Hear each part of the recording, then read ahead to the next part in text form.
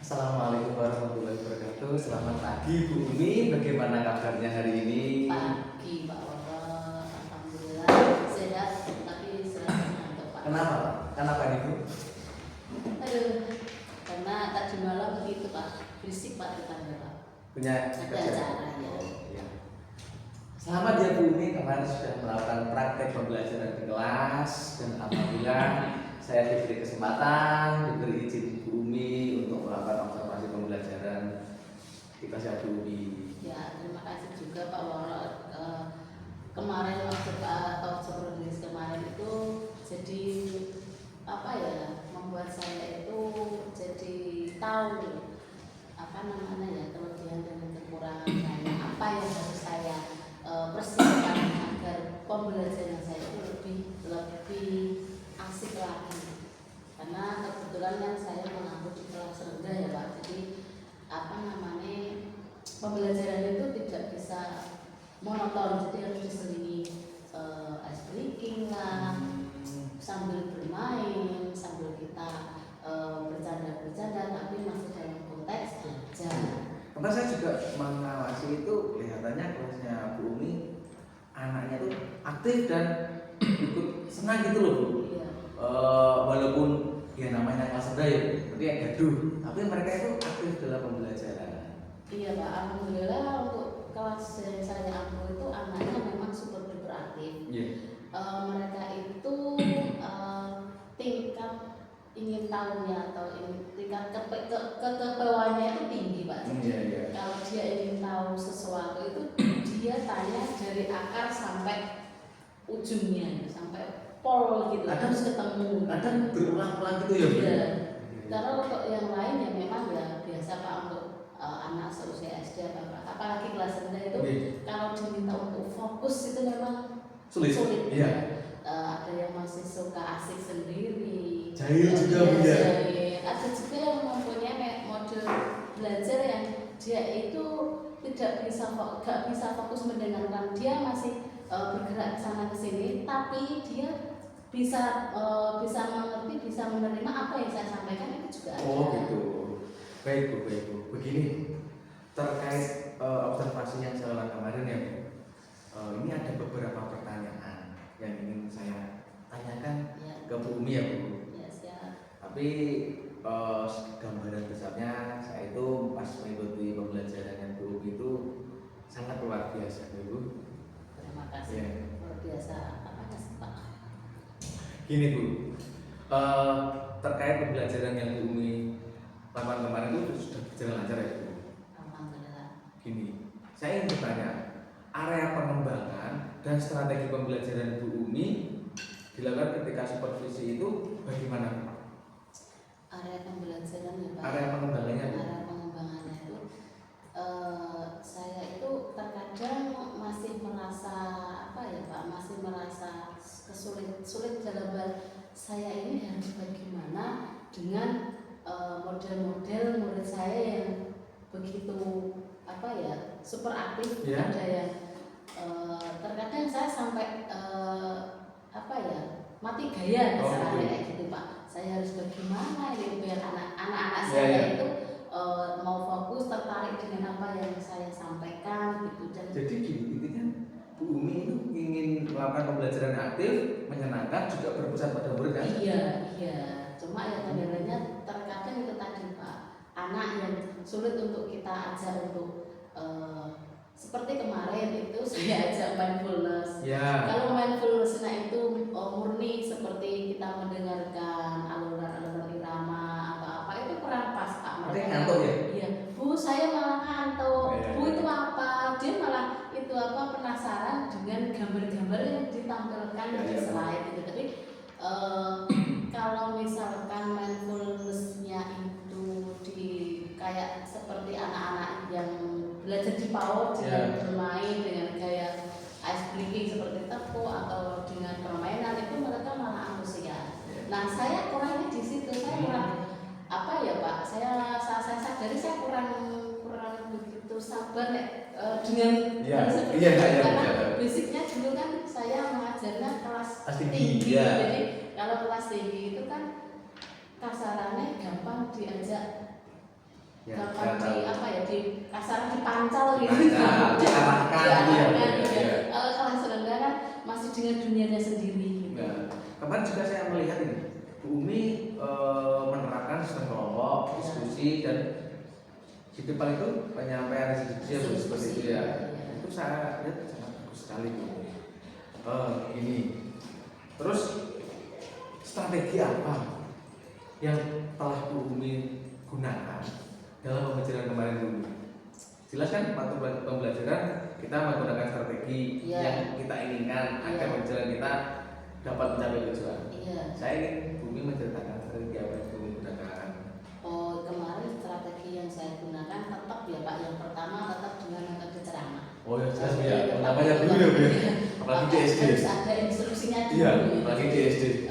Mereka paham ini saya mau apa gitu. Ya, setelah saya ajukan saya metode ceramah, terus saya metode tanya jawab dulu. Tanya jawab. Jadi dalam pembelajaran saya sehari-hari itu memang saya terapkan seperti itu. Jadi sebelum saya pembelajaran, saya tanya jawab dulu, flashback tema yang kemarin, terus kita memancing dulu, pemantik dulu. Saya flashback yang kemarin sebelum saya melanjutkan ke tema selanjutnya.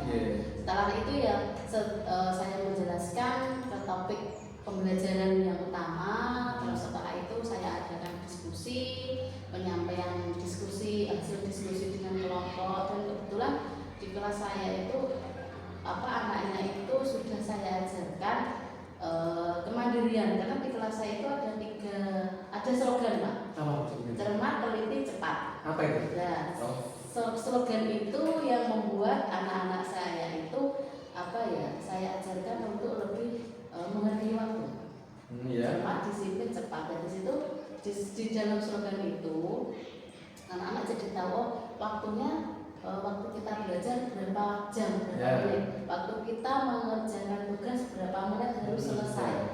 Jadi waktu diskusi pun demikian, harus bisa mengerti atau memahami tujuan kita diskusi itu apa, kelompoknya itu bagaimana, perannya apa saja. Itu mulai dari kelas saya itu sudah saya terapkan seperti itu, dan alhamdulillah sedikit banyak mereka sudah bisa memahaminya Pak. Jadi itu saya terapkan salah satu disiplin positif itu ya Pak. Yang kemarin juga sudah diseminasikan Pak Woro soal budaya positif itu. Kemarin juga melihat Bu Umi menyiapkan media-media yang menarik, ada permainan juga ya Bu ya. Apa kan pulau kursi ya. Jadi strategi yang Bu Umi gunakan jelas ceramah, tanya jawab, diskusi, dan terakhir saya refleksikan. Setiap akhir pembelajaran itu saya berusaha untuk melakukan refleksi. Jadi lewat percakapan kita hari ini ya Bu, pengembangan yang digunakan dalam pembelajaran seluruhnya mungkin ada hambatan Bu untuk mencapai area pengembangan yang Bu inginkan. Kira-kira hambatan apa Bu yang Bu? Hambatannya itu rasakan kemarin waktu pembelajaran jelas banyak karena kan anak kecil ini. Iya Pak, benar sekali, karena mengkondisikan 28 siswa yang super duper aktif. Paling banyak ya Bu ya, 28 siswa ya. 28 siswa yang super duper aktif itu menurut saya sangat menjadi tantangan bagi saya. Dan saya akui Pak, saya orangnya itu cenderung pemalas. Jadi itu jadi tantangan saya bagaimana saya bisa menciptakan kelas itu menyenangkan, kondusif, anak-anak itu merasa nyaman. Jadi saya itu seringkali menggali melawan rasa malas saya itu dengan mungkin saya searching di sekarang kan banyak ya Pak, media sosial yang memberikan referensi. Nah itu terkadang saya terapkan di diri saya sendiri itu kok gak pas katanya. Itu penyakit kita semua. Itu terus saya kadang bagaimana ya Pak untuk saya itu bisa lebih kalau boleh dibilang lebih bisa sekreatif lagi gitu loh Pak. Saya terkadang itu yang menjadi apalagi ini Bumi baru pindah kelas ya Bu. Iya. Adaptasi baru ya. Iya. Terus itu untuk yang pembelajaran secara klasikal. Sedangkan secara kelompoknya Bu, hambatan apa yang Bumi rasakan kemarin? Hambatannya itu karena kan apa namanya ya, kita dari sekian banyak siswa itu Iya. banyak sekali kan ya potensi-potensi yang mereka memiliki potensi beda-beda ya Pak. Jadi terkadang namanya anak itu yang namanya ego itu masih sendiri, masih punya egonya masing-masing. Yeah, Jadi kayak seperti maaf ya, yang kurang ketemu dengan yang pandai itu terkadang itu mereka sulit untuk berbaur, berkolaborasi. Nah itu yang menjadi tantangan saya itu menyatukan mereka dalam satu wadah diskusi sehingga apa namanya mereka itu dapat menemukan hasil diskusi itu dengan apa namanya ya, model teknik saling kerjasama, saling musyawarah. Jadi kan mungkin mereka anak kecil apalagi kamu gitu kita sering terjadi, malah terjadi itu apa ya, gaduh argumen. Jadi seperti yang mereka yang merasa dirinya mampu itu kudune aku sing gitu loh Pak. Itu aku yang dipakai gitu. Jadi itu hambatan yang saya memberikan pengertian kepada mereka, mungkin karena mereka merasa mampu, mereka menganggap temannya itu kurang, jadi mereka takut kalau hasilnya nanti apa namanya kurang bagus ya. Padahal kan tujuan diskusi bukan mencari nilai tapi kan kita berusaha memecahkan masalah bersama. Kemarin saya juga melihat Bumi sempat suaranya terlalu besar gitu gara-gara banyak yang pasif ya Bu ya. Iya. Ya pasif itu karena mungkin yang merasa bisa tidak mau, yang tidak bisa gitu ya. Padahal tujuan diskusi bukan seperti itu ya Bu ya. Baik Bu, sebenarnya pembelajaran yang saya sampaikan berjalan dengan baik dan lancar ya Bu. Saya lihat juga banyak sekali Bu anak yang aktif daripada yang tidak aktif, walaupun yang namanya anak kecil banyak yang duduk juga ya Bu. Kurang fokus dalam pembelajaran juga ada karena mereka cenderung bermain ya Bu. Iya Pak, benar. Jadi setiap apapun itu tidak pernah lepas dari yang namanya bermain. Jadi saya harus ya seperti tadi Pak, saya harus lebih kreatif lagi untuk menciptakan pembelajaran yang lebih menarik dan nyaman. Strategi yang ingin Bu Umi lakukan untuk mengatasi anak-anak yang kurang fokus dan malu-malu seperti apa ke depannya? Depannya Pak ya, ke depannya nanti saya mungkin akan lebih mengajak anak untuk pertama kali ya sebelum pembelajaran itu mungkin dengan ice breaking itu mungkin akan selalu saya gunakan itu Pak. Ya kemarin Bu katanya belum ya Bu? Iya masih 1-2 kali gitu Pak.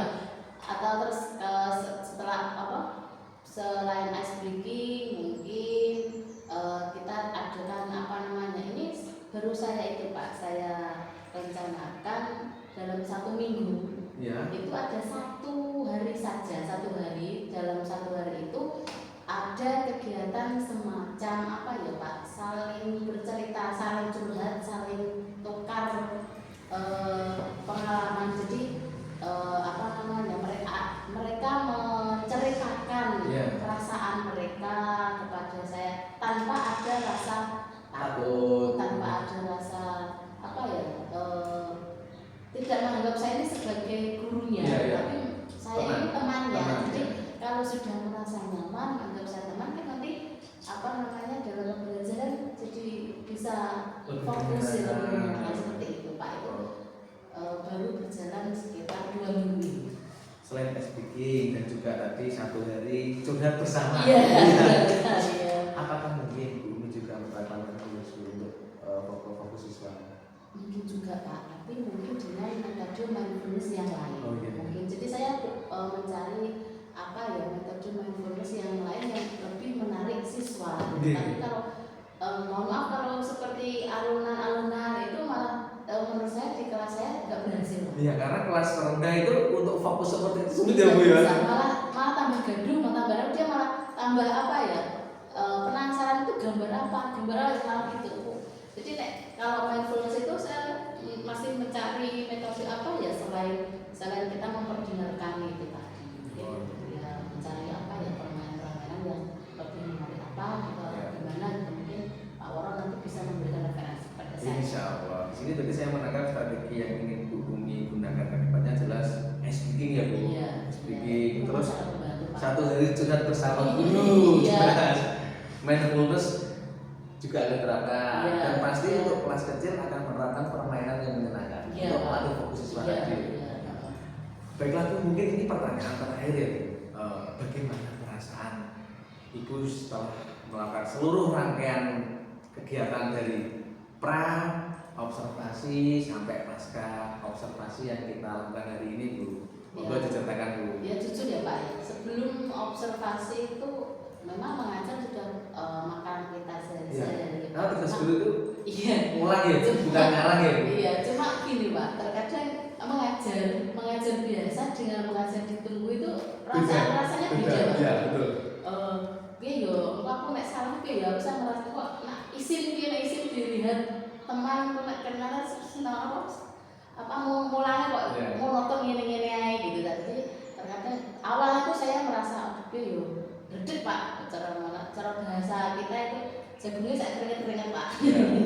Tapi setelah kita melakukan observasi, kita wawancara seperti ini, jadi setelah observasi saya merasa sedikit lega, apa ya karena apa yang saya lakukan pas observasi itu mendapat umpan balik yang bagus dari Pak Woro. Saya jadi tahu kekurangan saya di mana, terus jadi ada masukan-masukan juga dari Pak Woro yang dapat membuat saya itu lebih apa ya, merasa saya harus bisa jadi yang lebih baik lagi gitu Pak. Iya Bu. Dari percakapan kita hari ini ya Bu, Umi sudah tadi menyampaikan hambatan terkait masalah siswa jelas gak bisa fokus karena Iya. kecil, diskusi juga belum begitu lancar, saling catatan Iya. Terus strategi yang ingin Bu Umi gunakan ke depannya akan menggunakan speaking, mindfulness, sudah bersama guru, permainan, ya Bu. Kira-kira kapan itu akan Bu Umi? Ya, Agar pembelajaran tersebut lebih menarik dan lebih membuat siswa fokus lagi. ya insya Allah setelah ini Pak mulai akan saya aktifkan mulai setelah PTS ya? semakin setengah semester Iya. ini Pak. Karena ini kan minggu-minggu padat minggu-minggu kita latihan. Apalagi kita kejar tayang kemarin kegiatan Agustus. Banyak sekali Banyak kegiatannya. sekali. Jadi banyak sekali apa namanya siswa kita yang apa haknya tidak terpenuhi Betul, pas betul. bulan Agustus kemarin. Kegiatan itu ya. Banyak sekali kegiatan. Luar biasa sekali Bu Umi, terima kasih atas waktunya. Semoga strategi yang ingin Bu Umi kembangkan ke depannya bisa terlaksana dengan bagus, pembelajaran bisa lebih menarik, juga lebih fokus ya Bu Umi. Ya, Terima Pak, kasih atas sama-sama. waktunya. Sama-sama Pak. Terima kasih sudah menemani saya dalam wawancara pasca observasi ini ya Bu. Ya, terima kasih Pak. Demikian Bu Umi, terima kasih. Assalamualaikum warahmatullahi wabarakatuh. Waalaikumsalam warahmatullahi wabarakatuh. Monggo Pak Budi, bagaimana tentang baliknya? Cerita mana? Yang mana ya? Berarti ini udah.